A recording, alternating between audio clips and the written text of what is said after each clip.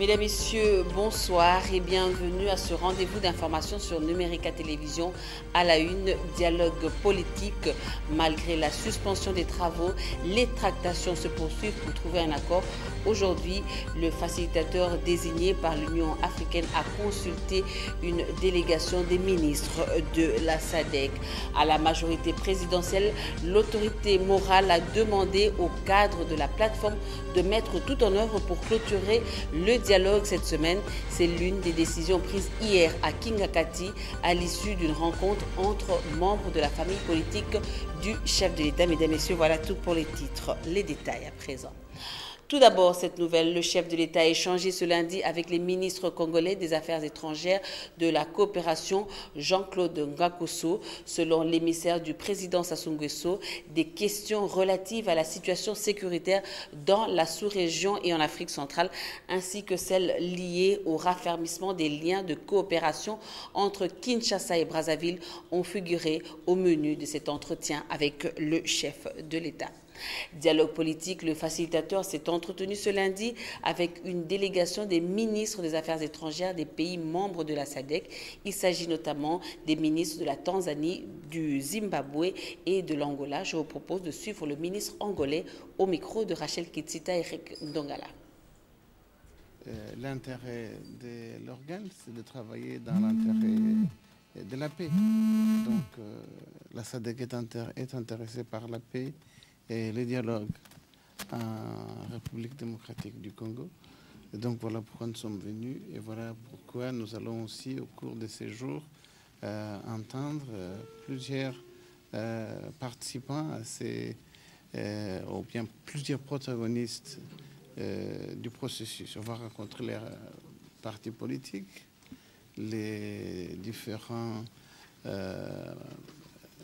groupes qui sont les acteurs politiques de la RDC et la communauté internationale. La réunion de Luanda, c'est autre chose. La réunion de Luanda, c'est une initiative du secrétaire général des Nations Unies, M. Ban Ki-moon, qui avait permis la signature d'un accord cadre sur la RDC le 13 février en 2013. Cet accord avait été signé à Addis Ababa et il y a plusieurs acteurs à ce niveau. Il y a les Nations Unies, il y a l'Union africaine, il y a les Grands Lacs et il y a la SADC. Et il y a 14 pays. Donc, pour la première fois, le secrétaire général a sollicité que les chefs d'État puissent se rencontrer à Luanda pour que l'on puisse aussi parler de l'ensemble de la région, y compris naturellement la RDC, qui est un pays qui nous est cher. Et juste après, le facilitateur Edem Kodjo a échangé avec une délégation de la CENCO. Nous y reviendrons dans nos prochaines éditions d'information. Et justement, le dialogue était également évoqué hier à Kingakati entre Joseph Kabila et les cadres de la majorité présidentielle. L'autorité morale de la MP a demandé à ce que les points de blocage avec l'opposition soient levés. Au cours de cette rencontre, l'autorité morale de la plateforme au pouvoir a mis sur pied une cellule de coordination électorale. Selon Obaminakou, secrétaire général de la MP, cette structure aura pour mission d'aider les partis politiques de la majorité à pouvoir disposer d'un schéma clair et des moyens suffisants pour gagner les élections. Le secrétaire général de la majorité présidentielle, Obaminakou, nous fait le compte-rendu de cette réunion. Il a été question d'évaluer l'évolution du dialogue national inclusif. Ce qu'il faut d'abord savoir, c'est que nous allons contribuer efficacement afin que le dialogue prenne fin le plus tôt possible. Le plus tôt possible, ça signifie la semaine prochaine. Là où il y a eu des malentendus, nous allons vite lever des options pour que tout celui qui est de bonne foi puisse signer l'accord. C'est vrai qu'il y a eu quelques points de divergence entre nous et nos amis de l'opposition. Ces points de divergence seront levés dès demain, au plus tard mardi. Et donc nous pouvons dire que le dialogue national inclusif va atterrir. C'est ainsi que l'autorité morale a décidé aujourd'hui de la mise en place d'une cellule de coordination électorale de la majorité présidentielle. Dès demain, nous serons informés de la direction de cette cellule et de son organisation. C'est la décision la plus importante qui a été prise ce jour. Le rôle de cette cellule de coordination est effectivement d'aider les partis politiques de la majorité dans le respect de l'identité de chacun, mais comme je venais de le dire, à l'unisson, à pouvoir disposer d'un schéma clair, des moyens suffisants pour pouvoir gagner les élections. Et si nous devons nous organiser maintenant, c'est parce que l'autorité morale a réitéré sa volonté ferme d'organiser les élections dans ce pays et rapidement, bien évidemment, par le biais de la Commission électorale nationale indépendante. Dans le reste de l'actualité, les leaders des comités de coordination provinciale de la société civile s'engagent à accompagner la Commission électorale nationale indépendante dans son programme d'identification des électeurs. Les présidents provinciaux de cette structure l'ont dit ce lundi au bureau de la centrale électorale. Rachel Kitita pour le reportage. Ils sont venus renouveler leur soutien à la Commission électorale nationale indépendante. Les leaders des comités de coordination provinciale de la société civile entendent apporter leur contribution pour la réussite de l'opération d'enrôlement. Et tout naturellement, l'échange avec le président de la CENI a tourné autour de l'opération d'identification des électeurs. Ils représentent toutes les 26 provinces de la République démocratique du Congo et ont renouvelé leur soutien à la CENI. Avec Corneille Nangaa, il a aussi été question de faire le point sur le processus d'enrôlement dans son ensemble. Le chef de la délégation, coordonnateur de la société civile du Congo central, invite les Congolais à participer massivement à l'opération d'enrôlement. Et pour atteindre sa cible, c'est en Lingala qu'il a décidé de faire son adresse.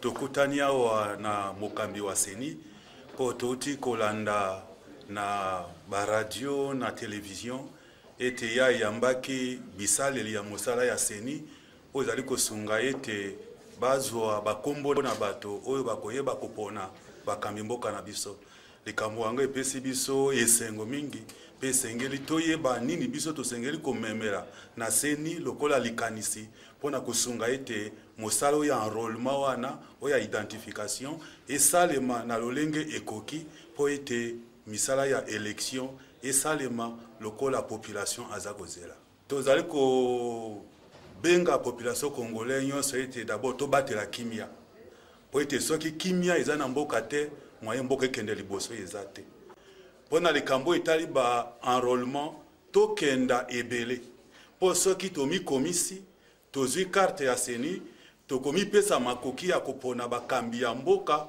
oyo biso tolingi oyo baza na bolingi ya mboka mpo bakosungaka mboka na biso ekende liboso. Comme tous les lundis, le Premier ministre a présidé ce matin la réunion de la Troïka stratégique. Les membres de cette structure du gouvernement ont passé en revue la situation économique sur le plan international et sur le plan local pour contenir la hausse du franc congolais par rapport au dollar américain. Des mesures sont en train d'être prises par le gouvernement. Hermine Yanvo pour les détails. Le franc congolais reste toujours instable sur le marché. Il se négocie actuellement entre 1000 à 1200 francs congolais le dollar. Le gouvernement s'y emploie pour stabiliser la monnaie nationale. Une série de mesures doit être prise pour stopper la dégringolade de la monnaie locale.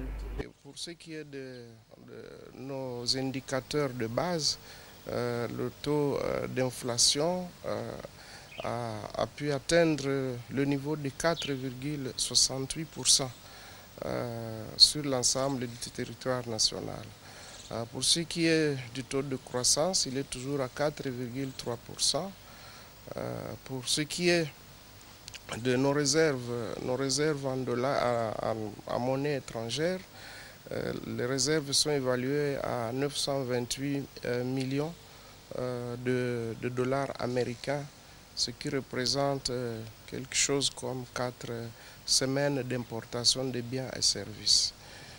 Il faut noter que la paix se poursuit normalement, mais il y a un fait à dénoncer ici et à stigmatiser, c'est le braquage du convoi de Caritas à Ilebo. Et il y a eu mort d'homme et le butin a été emporté. Juste après, le Premier ministre a eu une séance de travail avec le membre de l'Association congolaise des banques. Au menu, la rétribution de banques dans le cadre de la paie des agents et fonctionnaires de l'État. Notre préoccupation, c'est la rétribution des banques dans le cadre de la paie des fonctionnaires, pour laquelle le gouvernement a du retard dans l'exécution de son programme. Et nous sommes venus voir avec son Excellence le Premier ministre et ses collègues du gouvernement et de la Banque centrale quelles étaient les voies et moyens que nous pouvions trouver ensemble afin de résorber ce retard et que les banques soient rétribuées dans le cadre de l'exercice de la paie des fonctionnaires. Bien, il a pris des engagements en tout cas pour que le solde du 4e trimestre 2015 soit couvert le plus rapidement possible, que l'on paye avant la fin de l'année le 1er trimestre 2016, mais bon, il va rester 3 trimestres à couvrir et là nous devons absolument trouver une solution parce que les banques engagent des charges opérationnelles importantes qui doivent être couvertes. Célébration ce lundi 10 octobre de la journée mondiale contre la peine de mort. À travers cette journée, la Coalition mondiale contre la peine de mort souhaite attirer l'attention sur l'application de la peine de mort pour des infractions liées au terrorisme afin de réduire son utilisation. Dans son rapport annuel, Amnesty International rappelait en juin dernier que 95% de condamnés à mort sont dans 5 pays, à savoir la Chine, l'un des plus importants avec entre 1000 et 3000 exécutions annuelles, suivies par l'Arabie Saoudite, l'Iran, le Pakistan et les États-Unis, où 3000 prisonniers attendent dans le couloir de la mort. Retour à Kinshasa qui abrite depuis ce lundi jusqu'au 15 octobre prochain le premier congrès de l'Assemblée générale de l'Association nationale des infirmiers du Congo, occasion pour le ministre de la Santé de remettre officiellement l'ordre des infirmiers aux responsables de l'association. Les détails avec Élisée Manfou et Doudou Kassouba.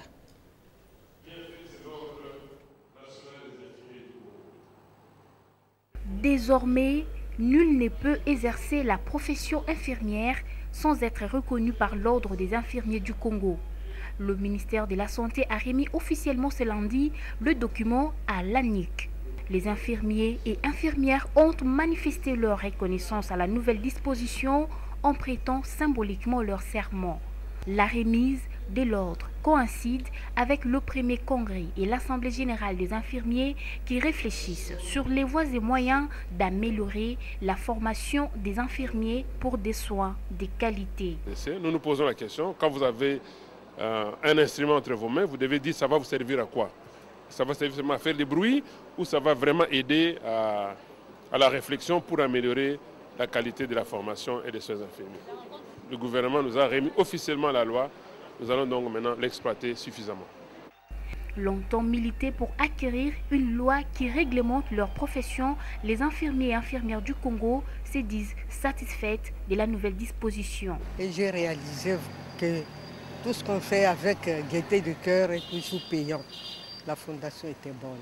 Que les infirmiers continuent à faire l'honneur de la profession et à savoir que c'est l'infirmier qui est à la base des soins. Les représentants des infirmiers au niveau provincial ont chacun reçu une copie de l'ordre pour une large diffusion de la loi au niveau national. Ouvert ce lundi 10 octobre, le premier congrès et assemblée générale de l'Association des infirmiers et infirmières du Congo va se clôturer ce samedi 15 octobre. La ville de Kinshasa va-t-elle s'asphyxier dans 10 ans? D'après les experts en statistiques, la capitale congolaise a actuellement près de 11 millions d'habitants. L'une des raisons, le sous-développement de certaines provinces voisines qui entraîne l'exode rural. L'eau et le courant électrique risquent de devenir des denrées très rares si des mesures ne sont pas prises. Les détails dans ce reportage signé Yannick Mbouyamba, Michel Kérékéré et Alain Zongola. La démographie galopante à Kinshasa est à craindre avec l'exode rural. Le mouvement incontrôlé des populations s'explique de différentes manières. La ville de Kinshasa a plus de 10 millions d'habitants maintenant. Je crois qu'on tend même vers 11 millions. Et tout cela est dû à l'exode rural. Bon, le cas est plus simple, plus frappant. Vous regardez, il y a la province du Kwango ou la province du Kasaï. Il n'y a plus d'activité, par exemple, de diamants. Tous ces gens-là se sont pratiquement reversés vers Kinshasa à la recherche des activités rémunératrices, donc des emplois. Donc, les cas que j'ai cités, c'est pour dire que toutes ces personnes-là qui se déplacent vers Kinshasa, notamment des provinces voisines ici, c'est pour rechercher un emploi. C'est ce qui fait que la démographie prenne de l'ascension au niveau de Kinshasa. L'Institut supérieur des statistiques multiplie des recherches scientifiques sur la population. La qualité de vie continue à se détériorer à Kinshasa si aucune politique de développement n'est appliquée. C'est question de créer des activités dans les différentes provinces et ces gens-là ne vont plus se déplacer. Et c'est ça qui fait que, comme pratiquement il n'y a plus d'activité, bon, en milieu rural, la grande activité c'est l'agriculture. Et en contrepartie, si on ne peut pas vendre son produit issu du champ, donc ça pose des problèmes. C'est comme ça, les gens ont tendance à se déplacer vers les grands centres de consommation ou les grandes agglomérations urbaines, plus particulièrement Kinshasa. Kinshasa fait partie de 5 villes africaines à forte densité. En sport, belle entrée en matière des léopards de la République démocratique du Congo aux éliminatoires de la Coupe du Monde Russie 2018. Les protégés de Florent Ibenge ont écrasé les chevaliers de la Méditerranée de la Libye sur un score de 4-0. Dieu merci, Mbokani a réussi un doublé. Bolingi Mpangi et Firmin Mumbele ont marqué les 2 autres buts. C'était le week-end dernier au Stade des Martyrs. Retour sur image avec Paul Kassozo et Théodore Chitolé. Les léopards de la RDC face aux chevaliers de la Méditerranée de la Libye en ouverture des éliminatoires du groupe A de la Coupe du Monde 2018 zone Afrique. Chacun y avait un compte comme le public totalement unanime pour la victoire congolaise. Moi je pense qu'à la maison on a notre public. Les Congolais sont là, ils sont venus pour voir la victoire. Moi mon pronostic c'est celui-là. Je suis positive parce que je sais que nous sommes venus pour gagner. On ne peut qu'espérer mieux. On espère qu'aujourd'hui, on pourrait arriver à battre cette équipe libyenne afin de poursuivre notre chemin jusqu'à la Coupe du Monde. C'est l'avant-match sur les gradins, juste après les venus acteurs pour le festival des léopards, plus qu'offensif à outrance. Une attaque mitraillette retrouvée. 5e minute, faute libyenne sur Jacques Magoma. La relance responsabilise Yannick Bolassier qui décale Mbokani à gauche. En plein rectangle, le revenant frappe du pied gauche. La balle flirte avec le montant gauche et se meurt au fond des filets à l'angle opposé de Bois. Très bon scénario pour un début en fanfare de léopard. Scénario conforté à la 44e minute. Magoma, au départ de l'action, se connecte sur Jonathan Bolingi-Mpangi. Sa frappe du pied gauche est imparable. 2-0 pour le léopard, plus qu'insaisissable. À eux de faire davantage à la seconde période. On espère qu'ils vont essayer de conserver le score en s'organisant un peu mieux et puis essayer d'être plus concentrés devant le but quand même. Message bien compris. Pour preuve, la 57e minute. La montée et le centre d'Issa Mampeko. En conclusion, la tête de Dieu merci Mbokani pour son doublé personnel. Un revenant aux arguments solides. Et 3-0 pour le léopard. Sans résistance aux Libyens, le Calice but jusqu'à la Lie à la 73e minute. Sur un service de Padou Bompunga, Firmin Mumbele exécute pour la dernière fois Warfali, les pauvres gardiens de chevaliers de la Méditerranée. 4-0 pour le léopard. Constant Omari s'est dit heureux plus que jamais. On a encore une marge de progression. Je pense que l'avenir s'avère radieux. Pour le moment, il faut savourer la victoire. C'est très bien. Et sur le plan du goal average, je crois que c'est ça qu'il fallait faire. Omari, le numéro 1 d'Afekofa. Ibenge, le numéro 1 du staff technique de l'équipe nationale de léopard. Et le match qu'on a joué contre le Kenya était très intéressant pour nous. Il s'est révélé beaucoup plus intéressant. C'est assez rare ça, les matchs amicaux. Donc on a eu contre le Kenya une possession de ballon extraordinaire, mais on a fini par perdre. Donc contre les Libyens, il fallait avoir la possession de ballon bien sûr, mais savoir aussi sauter les lignes. C'est pour ça qu'on a joué avec 2 attaquants. Au championnat national, l'AS Dragon Bilima va recevoir ce mardi au stade Tarafel le DSMP. Dans le cadre de la même compétition, l'ASV Club a beaucoup souffert hier dimanche avant de battre Rojolou par 1-0. Encore une fois, notre sportif maison Paul Cazozo pour le reportage.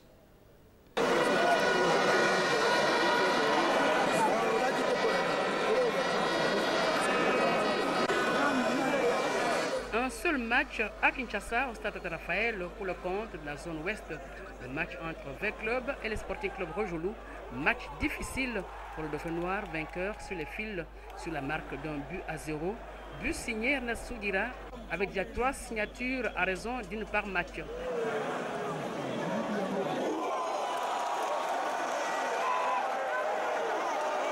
À Matadi, l'FC Renaissance du Congo, club de Kinshasa, a réalisé un hold-up à Matadi devant la formation locale de la ville portière de Veti Club, battu sur le score de 2-1.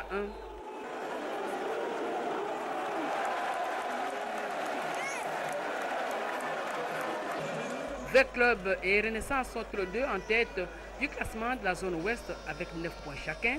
Le Kiri Orange, bénéficiaire d'un goal différent de +7 contre +5 avec Club, reste le leader provisoire en attendant les autres matchs de cette zone. Mais le dimanche 16 octobre 2016, sauf changement de dernière minute, Renaissance et Fait Club seront face à face au stade de Martyrs. Les journaux parus ce lundi dans la capitale ont été sélectionnés par Tapi Lutunou et commentés par Michel Kereke. Mesdames et messieurs, place à présent à la revue de presse.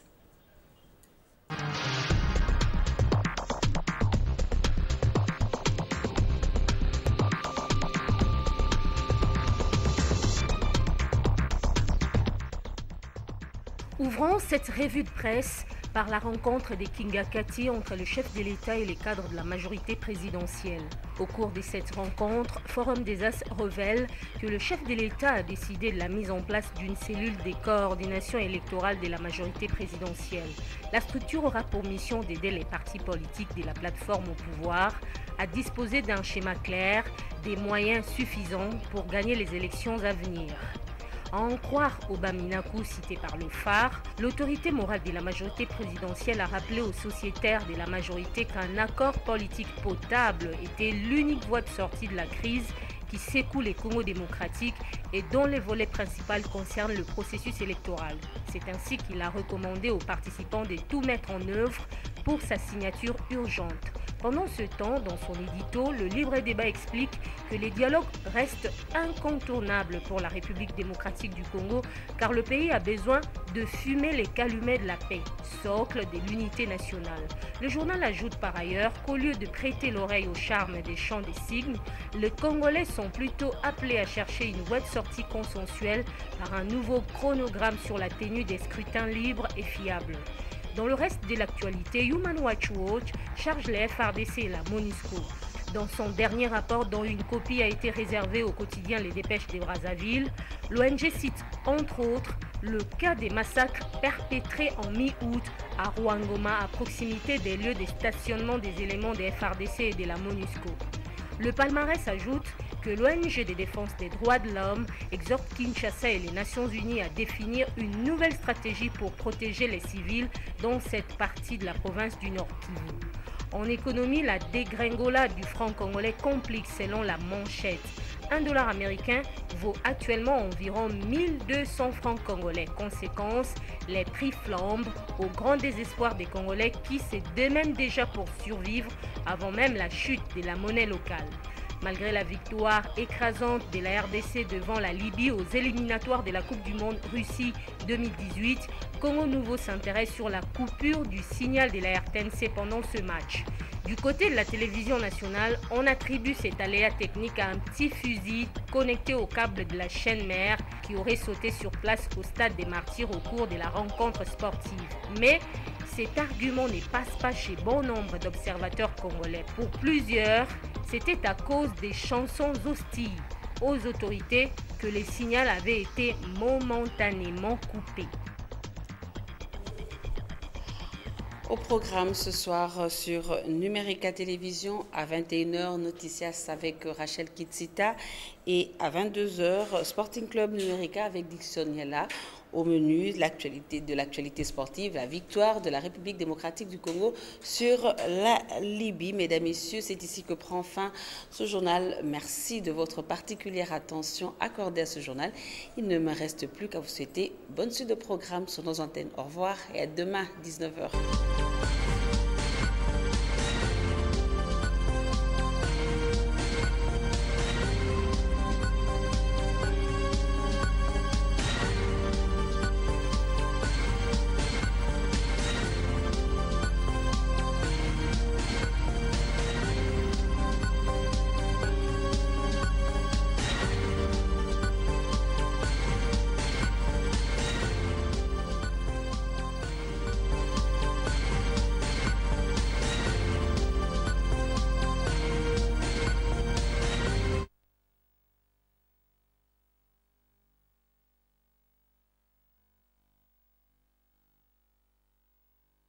L'Inter.